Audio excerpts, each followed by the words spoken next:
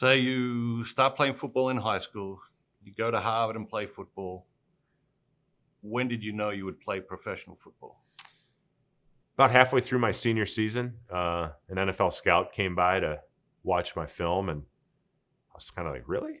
So I just asked him point blank, I said, you really think I could play in the NFL? See, I think you got a chance. And like I said, at that point, again, at this point in my life, I'm selfish. Harvard, I'm about achievement, I'm about money and success. So this guy's, I can go play in the NFL.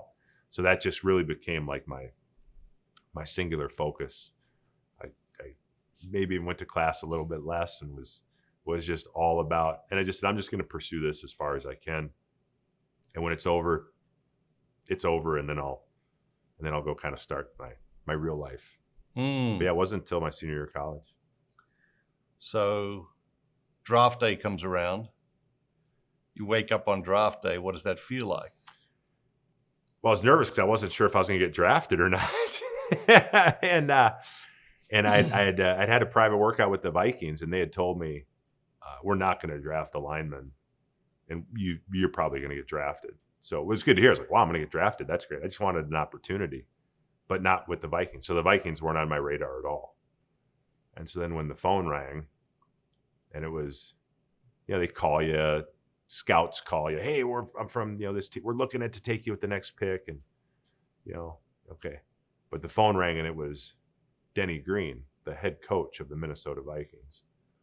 The head coach isn't calling you to say we might take you. He's calling to say we just took you.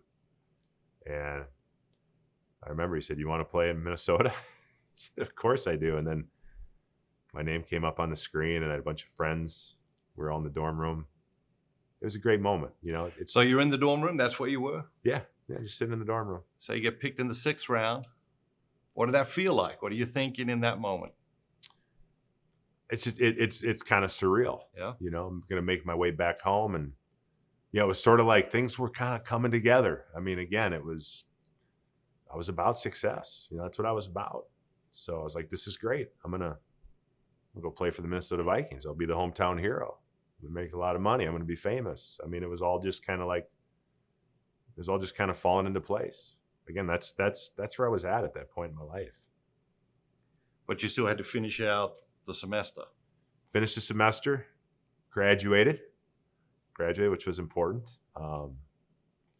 And then went to training camp, and it was very similar to the experience I had when I first got to Harvard. Because I'd kind of been in this place where by the end of high school and by the end of college, it's like, I'm one of the best. And then you start over and you're on the bottom again. And I had a lot of those same feelings. Like, I don't know if I can do this. Right.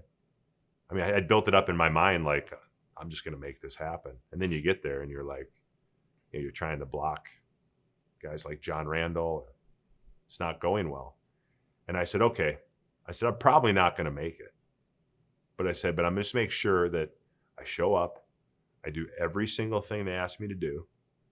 And then when they cut me at the end of training camp, I can say, I gave it my best and move on.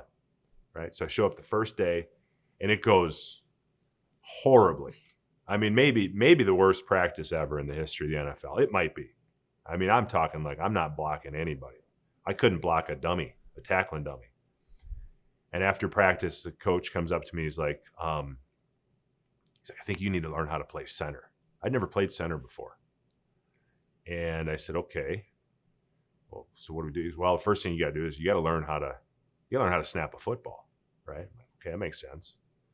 So he goes, be out here 5 minutes early before practice, and the quarterbacks will meet you out here. You practice snapping a football. Okay, great. So I'm out there waiting. Here come the quarterbacks. I'm kind of pumped up. Like, I'm trying to pump myself up. Quarterbacks come out. They're like, and for 5 minutes, we just practiced snapping the football, You just bend over, put your hand on the ball. Quarterback puts his hands underneath you. Takes a little getting used to, And we just practiced snapping the football. And I was like, okay.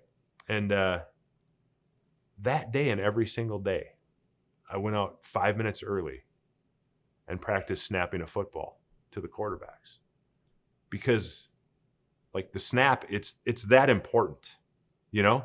Like you've probably never noticed the snap unless it's on the ground or over his head, right? And then you blame the center like everybody else does. You never blame the quarterback. But you never watch a game and say, "Oh my gosh, how does the center snap the ball? It's perfect. How does he do it?" I mean, it's like the first number one thing of any play. Like, get a good snap. Otherwise, you got no chance, right? And then we do that. And then every day as a line, you go down and you get these things called shoots. You know, you come out, they teach you how to stay low. You know, they teach you leverage, which is important in line play. And then you do these like same 5 drills every single day, no matter what. No matter if you're a rookie or you're a 15-year vet, no matter if you're the last guy on the roster or all pro, you do the fundamentals over and over and over because they're that important. Nobody's good enough to just get by on talent, to just say, I got this, I'm going to go make it happen. And so, I footballize everything. And that's, as I came back to the Catholic faith, that's what I came to really appreciate about the Catholic faith was, I'm a mess. We're all broken, good times, bad times, whatever.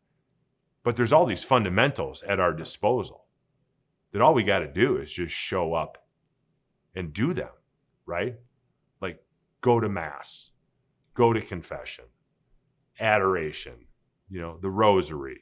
We've even got the saints, we've got the Hall of Fame of Catholic. There's all these things that it doesn't. In football, I was a low talent guy. So I was like, I'm just going to show up and just do whatever they tell me to do.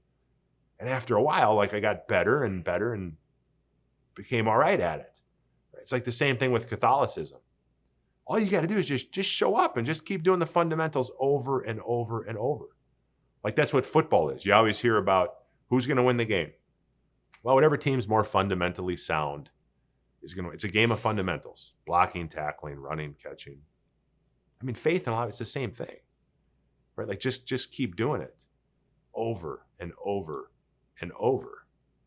And that's it's kind of countercultural because like we love the highlights, right? Like We're about highlights. We don't give out medals or trophies for just, for like fortitude and perseverance, just showing up over. But that's what makes a great life. Yeah. That's what makes a great football player.